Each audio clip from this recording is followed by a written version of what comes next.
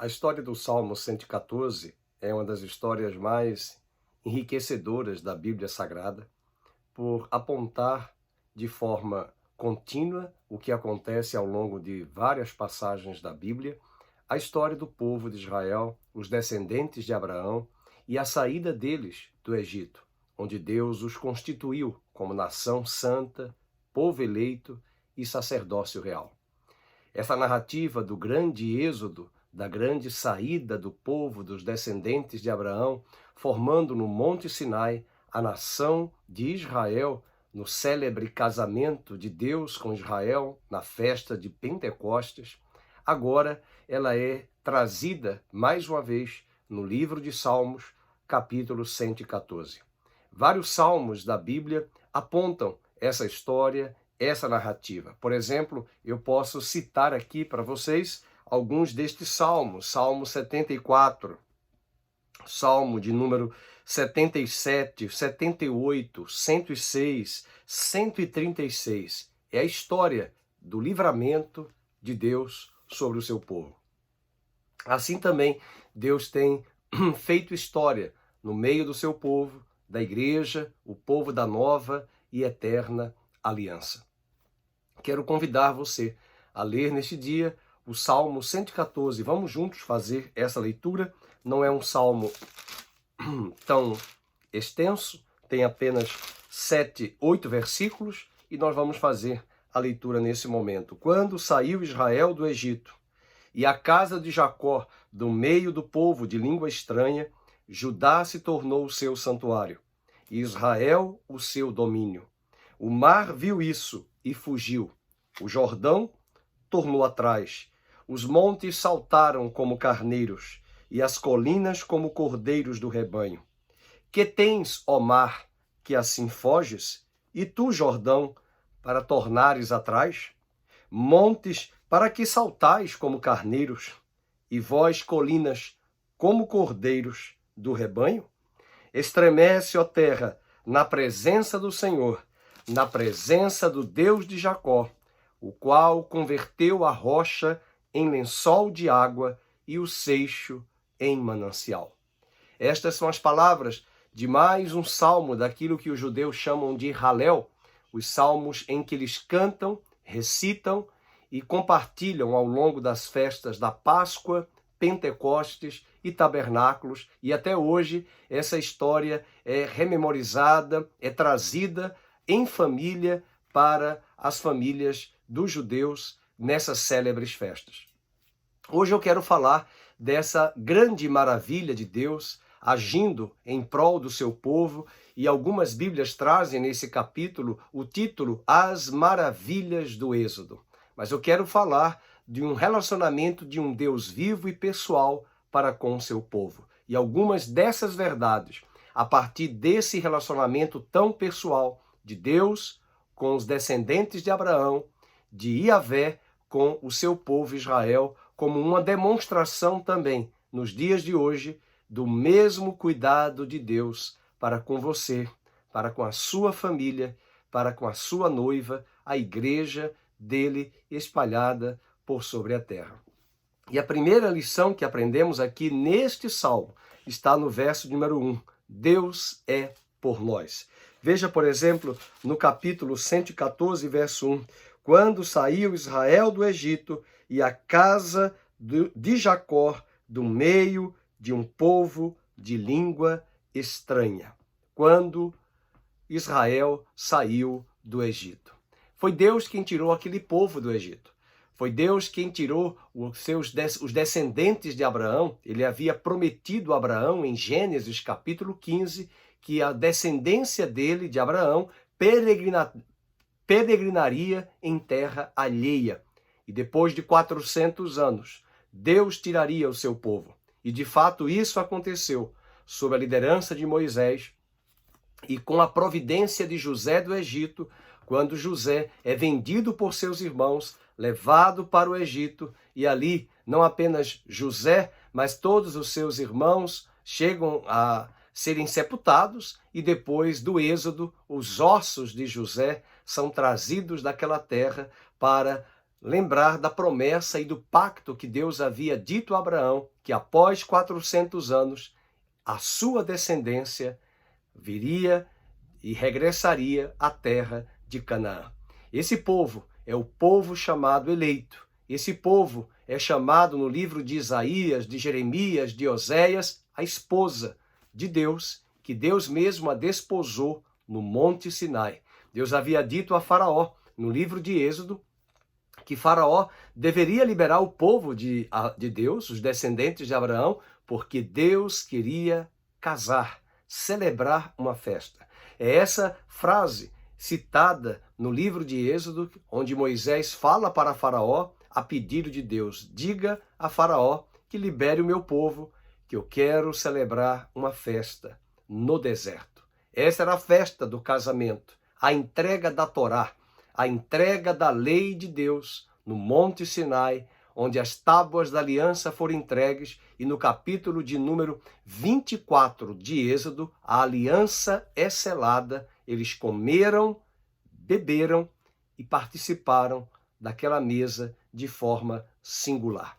Além disso, eu quero lembrá-lo e lembrá-la que este mesmo salmo, onde afirma que Deus é por nós, os descendentes de Abraão, e nós somos os descendentes de Abraão pela fé, nós temos uma segunda lição: Deus está conosco. Veja o capítulo 114, verso 2, a parte A. 114, verso 2, diz assim: Judá se tornou o seu santuário e Israel o seu domínio.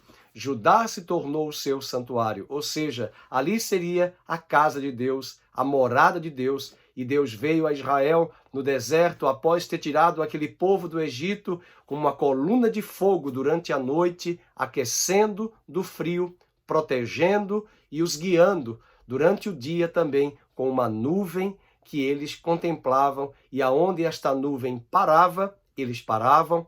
Quando esta nuvem se movimentava, eles entendiam que era hora de se movimentar. Essa é uma experiência sobrenatural de um Deus sobrenatural, Deus de maravilhas, que está guiando o seu povo e afirmando: eu estou convosco. Não importa o deserto que você está vivenciando, quero lembrá-lo e lembrá-la das palavras de Cristo. Todos os dias eu estarei convosco até a consumação dos séculos. Não se deixe abater diante da dúvida e das crises existenciais que são jogadas em sua mente pelas potestades e os principados, tentando articular em seu coração de que Deus se esqueceu, de que Deus o abandonou, e pelo contrário, Deus está conosco. Ele nos constituiu também o seu santuário na nova aliança. O apóstolo Paulo diz na primeira carta aos Coríntios que o Espírito de Deus habita em nós, em vós, e que nós somos o seu santuário. A terceira lição que aprendemos aqui neste salmo, além de que Deus é por nós, além de que Deus está conosco, é que Deus está acima de nós. Veja o verso 2, a parte B. Deus está acima de nós. O versículo 2, a parte B. E Israel, o seu domínio. Deus domina sobre as nações, Deus domina sobre os povos, Deus domina sobre a terra. Do Senhor é a terra e a sua plenitude, o mundo e os que nele habitam.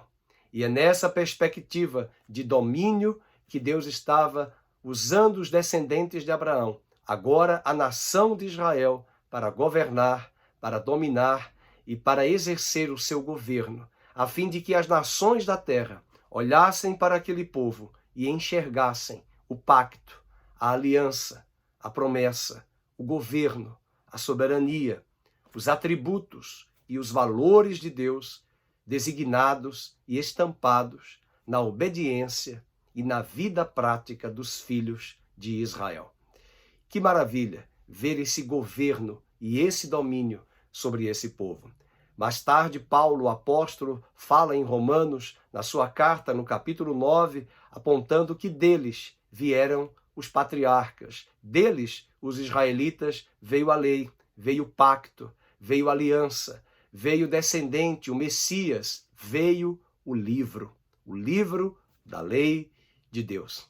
E essa é a grande contribuição do povo de Israel. E Deus usou aquele povo no Velho Testamento, na Velha Aliança e até os dias de hoje para ser um memorial, algo bem estampado fisicamente aos olhos de todas as nações, enquanto aquele povo estiver na obediência e respondendo ao Deus de aliança, ele confirmará as promessas da aliança.